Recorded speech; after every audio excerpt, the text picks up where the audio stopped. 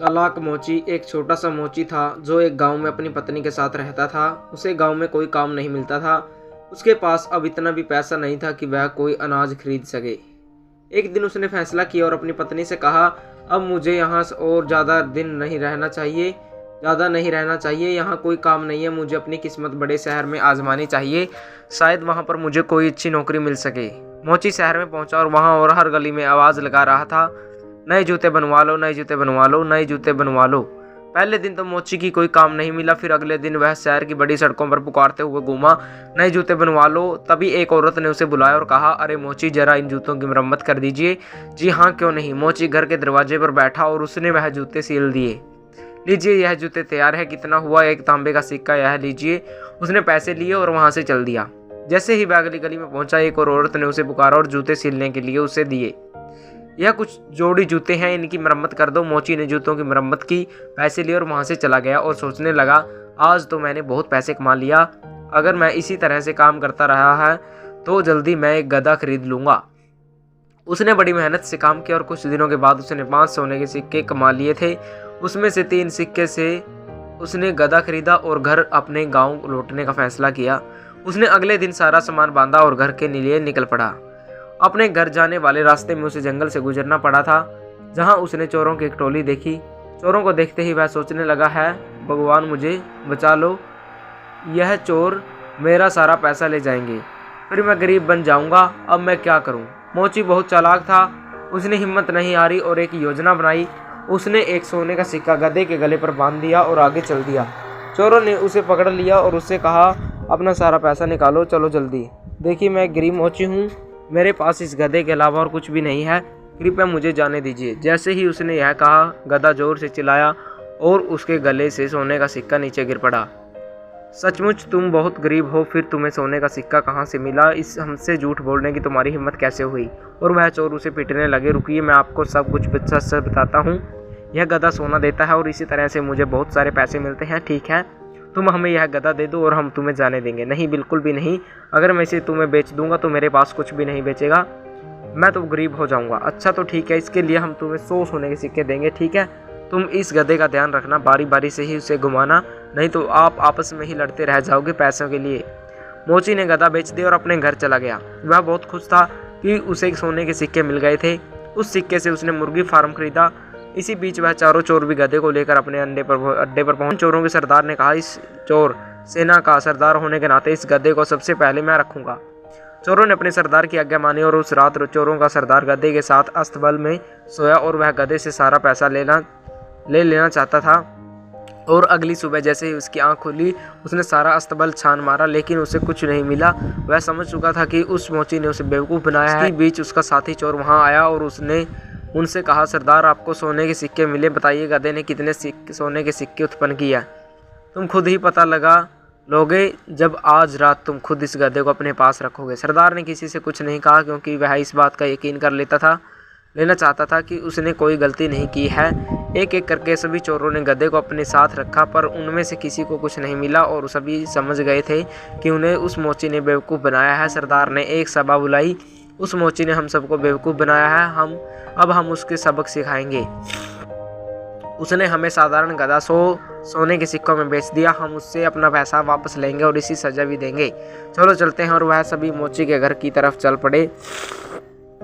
उस वक्त मोची अपने फार्म पर काम कर रहा था। चोरों को आते देख वह तुरंत अपने घर के अंदर गए और अपनी पत्नी से कहा, मेरी बात ध्यान से सुनो। जब वह चोर यहाँ आएंगे और मेरे बारे में पूछेंगे तो उन्हें बोलना कि मैं खेत में काम कर रहा हूँ। फिर हमारे कुत्ते टॉमी को भेजना मुझे बुलाने के लिए। यह कहकर वह अपने घर के पीछे छुप गया और कुछ ही देर बाद वह चोर उसके घर पहुँच गए। वह मोची कहाँ है? बोले, हम उससे बात करना चाहते हैं। वह खेत पर गए हैं, मैं कुत्ते को भेजती हूँ उन्हें बुलाने के लिए। टॉमी, जाओ अपने मालिक को बुला कर आओ, उनसे कुछ लोग मिलने आए हैं। यह सब क्या है? क्या तुम्हारा कुत्ता सचमुच तुम्हारे पति को यहाँ से ले जाएगा? जरूर, वह हर बात समझता है। जब वह खेत पर होते हैं और मुझे उनसे बात करनी होती है, मैं टॉमी को उनके घर पास भेज देती हूँ। टॉमी मेरा संदेश उन्हें दे देता है। इतने में ही मोची वहाँ आ गया। ओह, तो आप है। टॉमी ने मुझे बताया कि आप मुझे बात करना चाहते हैं। हमें गधा से कुछ नहीं मिला, तुमने हमें धोखा दिया, हमसे झूठ बोला। देखिए, मुझे मालूम है कि आपको कुछ गलतफहमी हुई है। आप जो कुछ मेरे पास है वह सब उस गधे की वजह से ही है। ठीक है, हम तुम पर विश्वास करते हैं, पर तुम्हें हमें यह कुत्ता भी बेचना होगा। नहीं, बिल्कुल भी नहीं, मैं इसे बेच नहीं सकता। हम इसके लिए तुम्हें 50 सोने के सिक्के देंगे।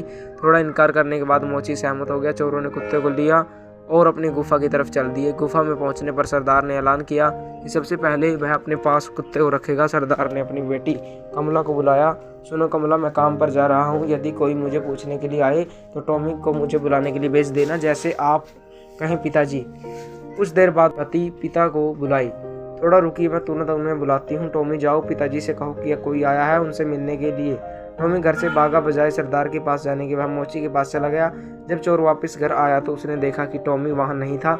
वह समझ गया कि टॉमी जरूर अपने मालिक के पास गया होगा, तो वह मोची के घर गया और मोची से बोला, सुनो क्या टॉमी तुम्हारे यहाँ आया है? वह यहाँ है। मेरे ख्याल से उसे जरूर मेरी याद आ रही होगी। उसको थोड़ा समय दीजिए, अंत में वह आपको अपना मालिक स्वीकार कर लेगा। सरदार टॉमी को अपने साथ ले गया और अपने अगले दिन उसने उसे अपने साथी को दे दिया। टॉमी गैंग के सारे सदस्यों के साथ एक एक करके रहा, पर हर दिन वह मोची के पास वापस लौट आता। सभी समझ गए थे कि एक बार फिर उनके साथ धोखाधड़ी हुई है। सभी ने सोचा कि इस बार हम बेवकूफ़ नहीं बनेंगे और इस बार उस मोची को सबक सिखाएंगे। इस बार वह सभी मोची के घर पहुंचे और उन्होंने मोची की बात पर कोई भी ध्यान नहीं दिया। तो वह उनसे कह रहा था, उन्होंने मोची को एक बोरे में डाला और वहां से चले गए। उसे सबक सिखाने के लिए मोची चुपचाप बोरे में लेटा रहा। रास्ते में वह एक चर्च के पास से गुजरने चारों में से एक चोर ने कहा, सरदार सच में बहुत गर्मी है, चलो चर्च में कुछ देर आराम करें, हम काम के लिए अवश्य ही शाम तक इंतजार कर सकते हैं। उन्होंने जिस बोरे में मोची को रखा था, इस बोरे में को उन्होंने वहीं रख दिया और सब के सब चर्च में चले गए। वह चर्च एक पहाड़ी पर था। वहां से एक आदमी अपने सुअरों का झुंड लेकर वहां से गुजर रहा था। जब मोची ने सुअरों के झुंड की आवाज़ सुनी तो मोची को एक उपाय सूझा और उसने ऊंची आवाज़ में चिल्लाना शुरू किया, मैं ऐसा नहीं करूँगा, मैं ऐसा नहीं करूँगा। सुअरों के मालिक ने मोची की आवाज़ सुनी और वह उसके पास आया और उसने मोची से पूछा, अरे रुको रुको, तुम क्या नहीं करोगे? वह मेरी शादी राजा की बेटी से करवाना चाहते हैं, पर मैं नहीं करना चाहता। क्यों भाई, कि तुम पागल हो? अगर मैं तुम्हारी जगह होता तो मैं राजकुमारी से शादी करता ही। अगर ऐसी बात है तुम आओ, मैं तुम्हें बोरे में डाल देता हूँ। जाओ राजकुमारी से शादी कर लो। सचमुच? बेशक, पर सबसे पहले मुझे बाहर तो निकालो। सुअरों के मालिक ने मोची को बोरे से बाहर निकाला और खुद बोरे में कैद हो गया। मोची ने उसको बांध दिया और शाम को चर्च से बाहर आए, उस बोरे को उठाया और वहां से चले गए। सुनो चलो, इसे यहाँ कीचड़ में फेंक देते हैं, यह कीचड़ इसे सबक सिखाएगा। चोरों ने उसे कीचड़ में फेंक दिया। वापस आते समय उन्होंने मोची को सड़क पर देखा और वह हैरान रह गई, तुम यहाँ कैसे पहुंचे? उस कीचड़ के नीचे बहुत सारा सोना था और बहुत सारे सुअर भी थे। वह सुअर उस सोने की रखवाली किया करते थे। मैं उनकी मदद से बाहर आया हूँ और अपने साथ कुछ सोना भी लेकर आया हूँ।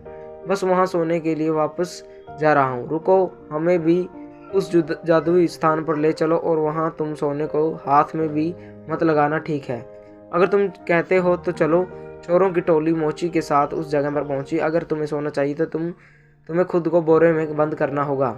सभी चोरों ने खुद को बोरे में कैद कर लिया। मोची ने उन सभी को कीचड़ में फेंक दिया और उन पर सुअर छोड़ दिए। चोर चिल्लाते रहे। यह देखकर मोची हंसा और अपने घर चला गया। उसके बाद वह सुख और शांति के साथ अपनी पत्नी के साथ रहने लगा। तो दोस्तों, कैसी लगी आपको ये कहानी? कमेंट करके जरूर बताएं। अगर आप हमारे चैनल पर नए हो तो चैनल को सब्सक्राइब करें, वीडियो को लाइक करें।